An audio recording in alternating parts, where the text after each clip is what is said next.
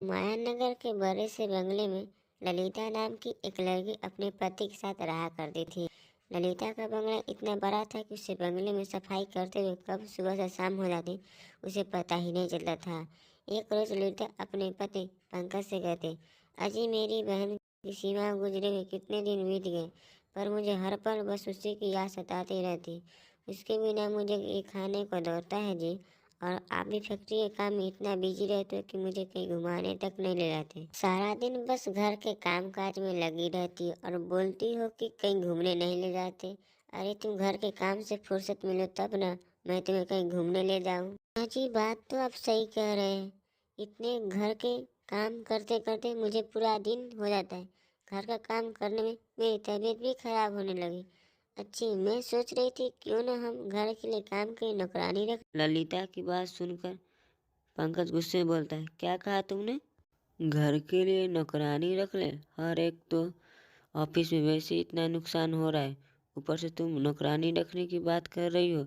अरे तुम्हें पता भी है नौकरानी इतने बड़े बंगले में कितने ज़्यादा पैसे लेगी? पंकज ऐसे ही बोल रहा होता है कि तभी घर की बेल की आवाज़ सुनाई देती है। ललिता दरवाज़ा खोलती है तो उसे दरवाजे पर एक औरत खड़ी दिखाई देती है। आप कौन है और किससे मिलना है आपको? जी मेरा नाम सीमा है और मुझे पड़ोस की मीना काकी ने आपके घर काम करने के लिए भेजा है। हमें किसी नौकरी की जरूरत नहीं है। जी साहब, आप एक बार हमसे घर का काम करवा कर तो देखो, और पैसों की तो आप कतई चिंता मत करो। मेरा काम देखकर जो आपको सही लगे बस उतने पैसे मुझे दे देना। अजी रख लीजिए ना नौकरानी। वैसे भी कई दिनों से मेरी तबीयत भी ठीक नहीं है। सिद्धार्थ नौकरानी की ओर देखते और उसे देखकर मन ही मन बोलता है, ये नौकरानी तो बहुत ही सुंदर है और काम के पैसे भी कम मांग रही है। अजी आपकी सोच में पड़ गए। रख लो नौकरानी, वैसे भी तुम्हारी तबीयत ठीक नहीं है तो तुम्हें भी थोड़ा आराम मिल जाएगा। फिर क्या था, सीमा नौकरानी फट से घर काम में जुट जाती है और पलक झपकते सीमा बढ़िया बढ़िया खाना बनाकर तैयार कर देती। तभी रसोई में ललिता आती, सारा खाना बना देकर हैरान हो जाते। अरे वाह सीमा, तूने तो झटपट खाना बनाकर तैयार कर दिया है। तू काम वाली है या फिर जादूगरनी? जब रात होती है तो पंकज ऑफिस से घर आता है तो देखता है खाने के टेबल पर खाना लगा हुआ है। वाह, आज तो खाने से बहुत अच्छी खुशबू आ रही है। मगर ललिता कहाँ है? उनकी तबीयत ठीक नहीं थी तो मैंने उन्हें खाना खिलाकर सुला दिया। अच्छा सो गए? वैसे आए दिन ये बीमार ही पड़ी रहती। इसका भी जल्दी से किस्सा खत्म हो तो मेरा काम बन जाए। अरे साहब, आप अकेले अकेले क्या बर्बा रहे हो? कुछ भी तो नहीं। ऐसा बोलकर पंकज खाना खाकर सोने चला जाता है। इसी रात ललिता को किसी के जोर से हंसने की डरावनी आवाज़ सुनाई देती है। ललिता उठती है और रसोई घर की ओर जाती है कि तभी एक काली बिल्ली ललिता के ऊपर झपट्टा मारती है। ललिता बिल्ली को देखकर जोर से चिल्लाती है। ललिता की आवाज़ सुनकर सीमा और पंकज भागे चले आते हैं। पंकज, मैंने किसी के हंसने की आवाज़ सुनी। जब मैं यहाँ आई तो काली बिल्ली मेरे ऊपर झपटी। कोई भी तो ये नहीं है यहाँ। लगता तुम्हारा दिमाग खराब हो गया। चलो अब चलकर सो जाओ। फिर अगले दिन रात को ललिता को अपनी रसोई से किसी बिल्ली को मियाँ मियाँ की आवाज़ सुनाई दी। जब रसोई घर में जाकर देखती है तो उसे वहाँ एक डरावनी चुड़ैल दिखाई देती है जिसने काली बिल्ली का गला कसकर पकड़ा हुआ था। उसे देखकर ललिता की सिट्टी पिट्टी गुल हो जाती है। आ गई तू?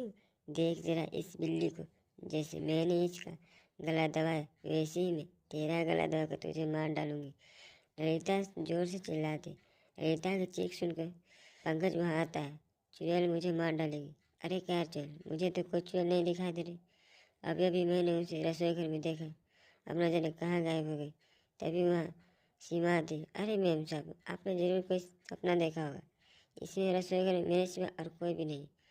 ललिता, ये क्या रोज रोज का ड्रामा लगा रखा है? अब चलो दवाई खाकर सो जाओ। अगले दिन सुधा अपने कमरे में सफाई कर रही होती कि तभी ललिता की नजर शिवा के उल्टे पैरों पर पड़ती। रीता बहुत डर जाती है।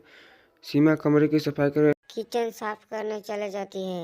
ललिता भी सीमा के पीछे जाती है और चुपके से उसे काम करते हुए देखती है। किचन साफ करने लगती है। देखते ही देखते सीमा नौकरानी से चुड़ैल के रूप में बदल जाती है। ललिता यह देखकर बहुत हैरान हो जाती है।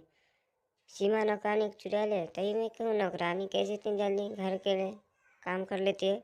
आने दो पंकज को, उन्हें आज रात में सब बता दूंगा। मगर सीमा को चुड़ैल रूप में देखकर ललिता की तबीयत और खराब हो जाती है और वो दवाई खाकर अपने कमरे में आराम करने चली जाती है। रात को पंकज घर आता है तो देखता है कि ललिता अपने कमरे में सो रही है। वो सीमा से पूछता है, तुम्हारी मेम साहब ने खाना खाया या नहीं? नहीं साहब, न जाने उन्हें आज क्या हुआ, आज वो दिन से ही कमरे सो रही है। सीमा टेबल पर खाना लगा देती है। तुम रसोई का बाकी काम खत्म करो। सीमा रसोई के पास खड़ी होकर देखती कि तभी अपनी जेब से एक पुड़िया निकाल कर खाने में मिला रहा है। पंकज मुस्कुराते हुए बोलता है, आज ललिता का भी काम खुद कर दूंगा, जैसे मैंने उसकी बहन को खाने में जहर देकर मार डाला और उसकी सारी जायदाद मेरे नाम हो जाएगी। फिर ये मजे से जिंदगी रहूंगा और फिर से किसी अमीर लड़की को अपने प्यार में फंसा उससे शादी कर लूंगा। सीमा जैसे पंकज की बात सुनती है तो उसके पैरों तले जमीन खिसक जाती है।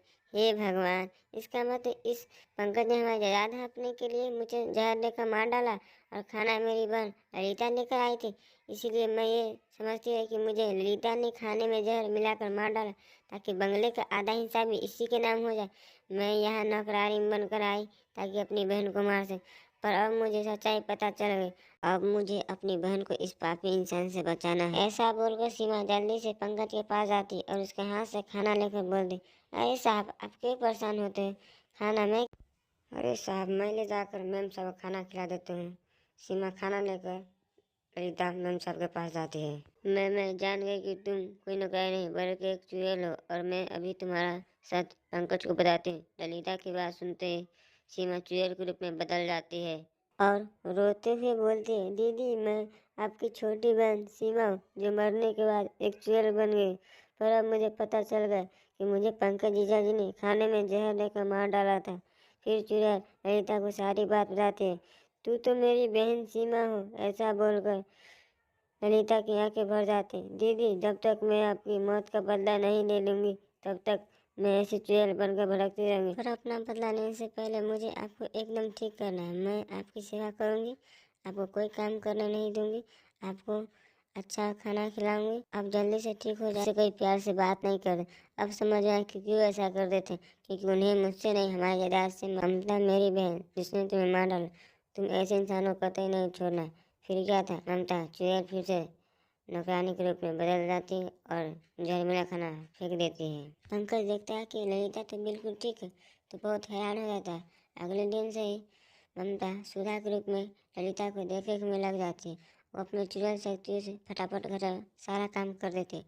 ललिता को बढ़िया बढ़िया दलिया खिचड़ी और फल फ्रूट खिला कुछ ही दिन में एकदम ठीक कर देते। एक रोज सीमा अपने चुड़ैल के रूप में ललिता के पास बैठी उससे बातें कर रही होती कि तभी वहाँ पंकज आ जाता है और ललिता के पास चुड़ैल को देखकर चिल्लाते हुए बोलता है, ललिता, तुम चुड़ैल से बात कर रही हो? आखिर ये चक्कर क्या है? अब जब तूने मुझे देख ही लिया है तो तुझे बता दो कि मैं ममता हूँ जिसे तूने जहर देकर मार डाला, पर अब तू मेरे हाथ से नहीं बचेगा। अच्छा, तो अब मैं समझा कि चक्कर क्या। जो आए दिन बीमार रहने वाली ललिता एकदम से ठीक हो गई। तेरी बहन सीमा को तो मैंने ही मार दी और अब मरने की तेरी बारी है। पंकज की बात से चुड़ैल को बहुत गुस्सा आता है और वो गुस्से में आकर पंकज को हवा में लटका देती है।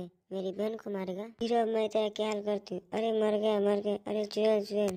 पंकज की एक ही बात नहीं सुनती और उसका हवा में लटक कर उसे मार डालती है। आज मेरा बदला पूरा हुआ। अब मेरी बहन, तुझे अपना ध्यान खुद रखना है। मेरी बहन तू न होती तो ये तो पापी मुझे मार ही डालता। तू एक नौकरानी बनकर मेरी जो सेवा की वो मैं कभी नहीं भूल पाऊंगी। ललिता की बात सुनकर सीमा को बहुत खुशी होती और वो खुशी खुशी वहाँ से चली जाती है।